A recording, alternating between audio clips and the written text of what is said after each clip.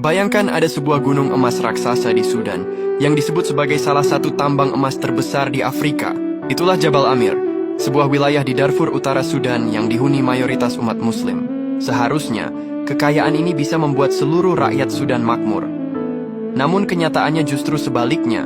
Emas di sana telah berubah menjadi bahan bakar yang menghidupkan mesin perang paling brutal di dunia saat ini. Di Jabal Amir, emas bisa didapat dengan relatif mudah. Inilah yang membuatnya jadi rebutan banyak pihak.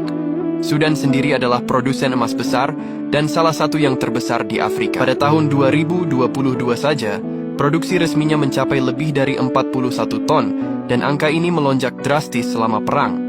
Masalahnya, sebagian besar emas ini tidak masuk ke kas negara untuk membangun sekolah atau rumah sakit.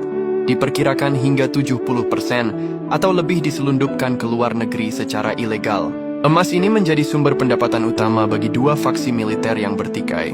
Siapa yang menguasai tambang emas, dia yang punya uang untuk beli senjata, amunisi, dan bayar tentara.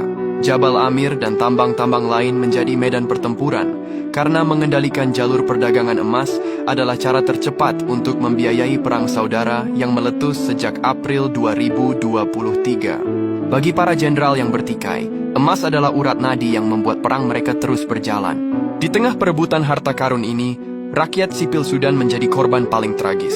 Situasi di sana disebut PBB sebagai krisis kemanusiaan terbesar di dunia saat ini. Akibatnya 12 juta orang terpaksa mengungsi, dan ribuan orang terzalimi hingga bertemu ajalnya.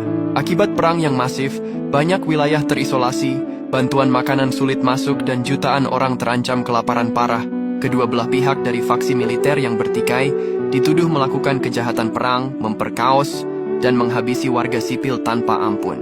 Dalam kekacauan ini, Uni Emirat Arab muncul sebagai pemain kunci. Hampir 90% ekspor emas resmi Sudan mengalir ke Uni Emirat Arab. Laporan-laporan intelijen dan investigasi menuduh Uni Emirat Arab melakukan lebih dari sekadar berdagang. Uni Emirat Arab diduga menjadi dalang pemasok senjata kepada salah satu faksi militer Sudan yang bertikai.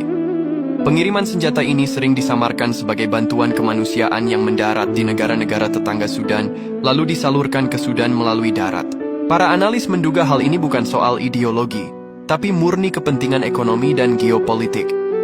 Dengan mendukung RSF yang menguasai sebagian besar tambang emas dan jalur darat vital, Uni Emirat Arab memastikan aliran emas Sudan tetap lancar mengalir ke Dubai. Singkatnya, Jabal Amir adalah simbol tragedi Sudan, di mana sebuah negeri yang seharusnya kaya raya, namun kekayaannya justru membawa bencana, perang, dan penderitaan tak berkesudahan bagi rakyatnya.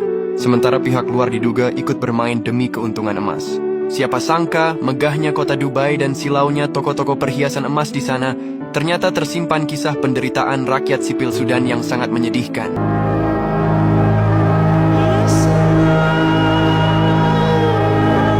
Ya Allah, semoga rakyat Sudan dan kaum muslimin diberikan kekuatan dan kesabaran menghadapi ujian hidup ini. Amin.